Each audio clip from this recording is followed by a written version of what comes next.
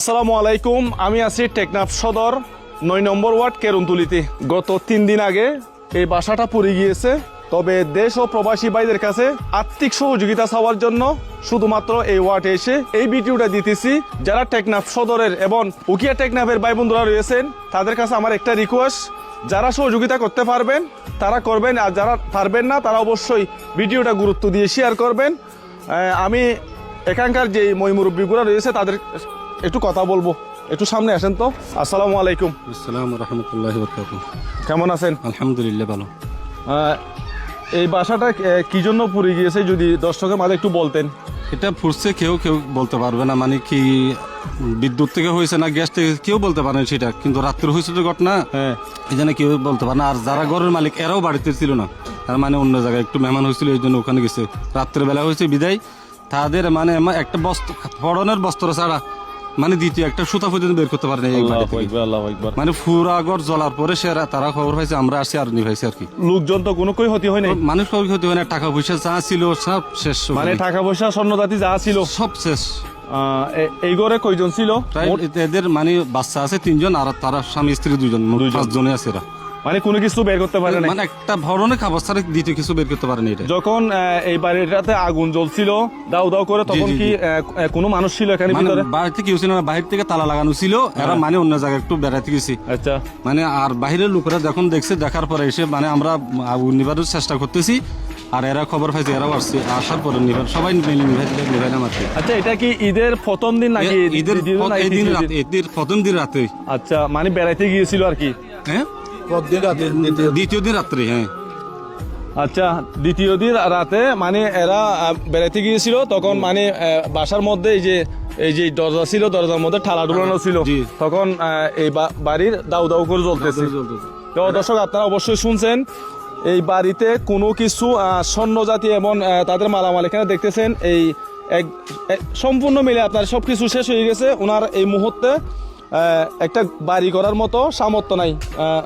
যার বাড়িটা পুষছে উনি কই? উনি একজন আলেম। উনি এই যে, আসসালামু আলাইকুম, কেমন আছেন? আচ্ছা, আলহামদুলিল্লাহ। উনি একজন আলেম। আপনি কোন মাদ্রাসায় চাকরি করেন? আমি এখন আপাতত চাকরি হয় না। হ্যাঁ, আগে আপনার দিনকাল কিভাবে যাচ্ছে আপনি যদি চাকরি না করেন? আপনার আমি ছোট একটা দোকান করি এলাকার পাশে। আচ্ছা, ও পানের দোকান, ওইটা দিয়ে আল্লাহ চলা আমারে। জি, দেখেন ওনার চেহারাটা দেখেন।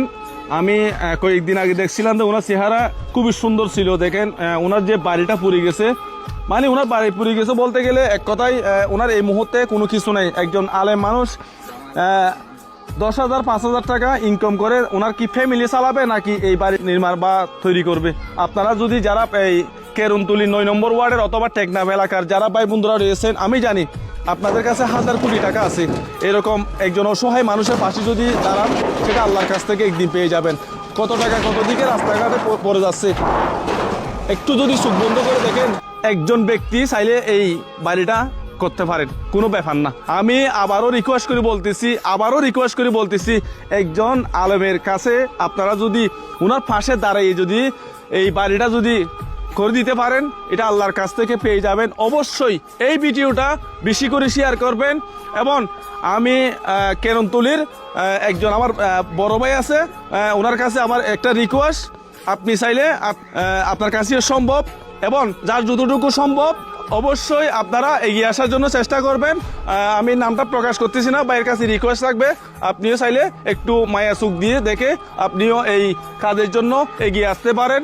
সকল প্রবাসী ভাইদের কাছে এবং রয়েছেন সৌদি আরব, মালয়েশিয়া, অস্ট্রেলিয়া, সিঙ্গাপুর, লন্ডনে রয়েছেন, প্রতি মুহূর্তে আপনারা বলেন যে এই ধরনের অসহায় মানুষের পাশে আমরা দাঁড়াইতে চাই। তাই আমি আপনাদের কাছে রিকোয়েস্ট করে বলতেছি, একজন এই যে 5 ওয়াক্ত নামাজ পড়ে একজন আলেমের পাশে যদি আপনারা দাঁড়িয়ে যদি এই বাড়িটা যদি করে দিতে পারেন, অবশ্যই আল্লাহর কাছ থেকে পেয়ে যাবেন। আজকে ঈদের চতুর্থ দিন এই ভিডিওটা দিতেছি, অবশ্যই আপনারা গুরুত্ব দিয়ে টেকনাফ এলাকার মানুষের কাছে আমি ওনার জন্য হয়ে ভিক্ষা করতেছি। আপনারা অবশ্যই আমার কথার মাঝে অবশ্যই আপনারা সাড়া দিবেন, কারণ যে কোনো মুহূর্তে আমি যে ভিডিওগুলো দিয়েছি আলহামদুলিল্লাহ সকল প্রবাসী এবং দেশে যারা রয়েছে, যাদের কাছে সামর্থ্য আছে, তারা হাত বাড়িয়ে দিয়েছে।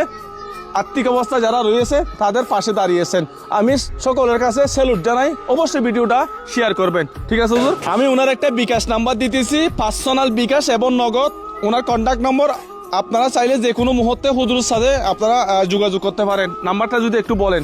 01 01 99 99 88 88 68 68 9 9 7 7 4 4। এই নাম্বারে পার্সোনাল বিকাশ আছে, হুজুরের সাথে যোগাযোগ করবেন। নগদ বিকাশ অবশ্যই রয়েছে, অবশ্যই যোগাযোগ করবেন। দেখেন ওনার চেহারাটা, ওনার লজ্জায় কান্না করতে পারতেছে না ভাই, আমারও তো কান্না আসতেছে।